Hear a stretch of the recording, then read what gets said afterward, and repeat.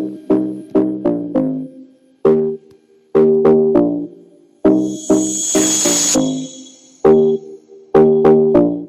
to my YouTube channel Foods and Travel with Dipankrit.